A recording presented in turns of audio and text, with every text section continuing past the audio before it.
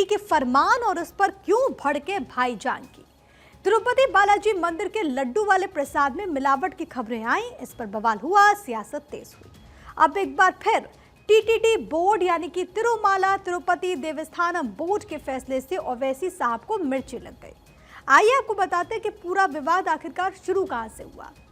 TTD board के नए अध्यक्ष बीआर नायडू ने कहा कि भगवान वेंकटेश्वर के निवास तिरुमला में काम करने वाले सभी लोग हिंदू होने चाहिए।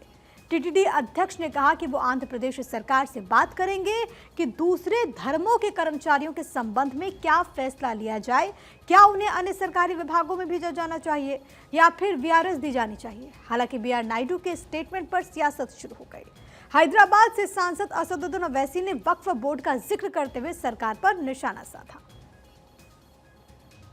जब टीटीडी के बोर्ड में ये साफ लिखा गया है कि constitution of the board of trustees 96 देख लीजिए आप, 96(2) ये कहता है कि सिर्फ वही मेंबर बनेंगे जो हिंदू धर्म के होते हैं। आप यहां पर वक्फ बिल में आप ये क्यों प्रोविजन ला रहे हैं?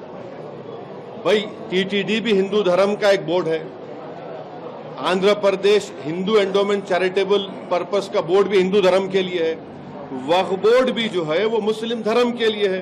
भाई जब टीटीडी बहुत बड़ा हिंदू धर्म का एक वो मरकज है, वहां पर आपके ट्रस्टीज कोई मुसलमान नहीं हो सकता है, नॉन हिंदू नहीं हो सकता है, वक्फ बोर्ड में कैसे नॉन मुस्लिम मेंबर बनेगा?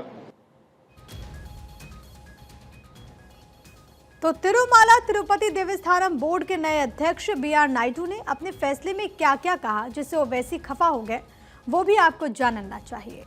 तिरुपति में सिर्फ हिंदू करेंगे सेवा, मंदिर में हर काम सिर्फ हिंदू करेंगे, मंदिर में काम वाले सिर्फ हिंदू होंगे, सिविल काम के लिए हिंदू मजदूर, कारपेंटर के काम के लिए सिर्फ हिंदू। हैदराबाद से सांसद और एआईएमआईएम के चीफ असदुद्दीन ओवैसी ने टीटीडी के नए चेयरमैन के बहाने सरकार की तरफ से लाए जा रहे वक्फ कानून को लेकर निशाना साधा। उन्होंने सवाल किया कि अगर मुसलमान तिरुमाला तिरुपति देवस्थानम के ट्रस्टी नहीं हो सकते तो कोई गैर मुस्लिम वक्फ बोर्ड में कैसे हो सकता है। ओवैसी ने केंद्रीय वक्फ परिषद में 2 गैर मुस्लिम सदस्यों को शामिल करना अनिवार्य करने पर भी सवाल उठाए और साथ ही वक्फ की जमीन हड़पने तक का आरोप लगा दिया। ओवैसी साहब कहते हैं कि 24 सदस्यों में से एक भी सदस्य गैर हिंदू नहीं है।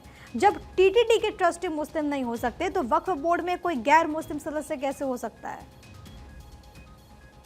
अब तो चेयरमैन साहब ये कह रहे हैं कि जो एम्प्लॉइज हैं, एम्प्लॉइज भी हिंदू धर्म के होना चाहिए। वहां पर आप अपने धर्म के लोगों को बना रहे, हमको कोई आपत्ति नहीं है, बहुत अच्छा है, क्योंकि आपका धर्म है, आप बेहतर जानते हैं। हमारे धर्म के मामले में आप क्यों आ रहे हैं? नरेंद्र मोदी क्यों बनाना चाह रहे हैं नॉन मुस्लिम को वक्फ बोर्ड मेंबर? तो ऐसे में सवाल ये उठता है कि वक्फ की तुलना तिरुमाला से करना कितना सही है। वैसे बहुत कम लोग जानते हैं कि टीटीडी का चेयरमैन गैर हिंदू भी रह चुका है। अगस्त में करुणाकर रेड्डी को बोर्ड का अध्यक्ष बनाया गया। करुणाकर रेड्डी का परिवार ईसाई धर्म को मानता है। साल 2006 से 8 के बीच भी ट्रस्ट के अध्यक्ष करुणाकर रेड्डी ही रहे। दूसरी तरफ तिरुमाला तिरुपति देवस्थानम बोर्ड की पहली प्राथमिकता अब मंदिर की पवित्रता बनाए रखना है, इसको बरकरार रखना है। नवनियुक्त अध्यक्ष बीआर नायडू ने हाल ही में लड्डू का जिक्र करके पिछली सरकार को घेरा भी। फिलहाल ये मामला सर्वोच्च अदालत में है। आखिर में आपको बताते हैं कि क्यों टीटीडी के बोर्ड का जिक्र करके ओवैसी ने वक्फ बिल वाला प्रहार किया और आखिर इस बिल में ऐसा क्या है जो भाईजान परेशान है।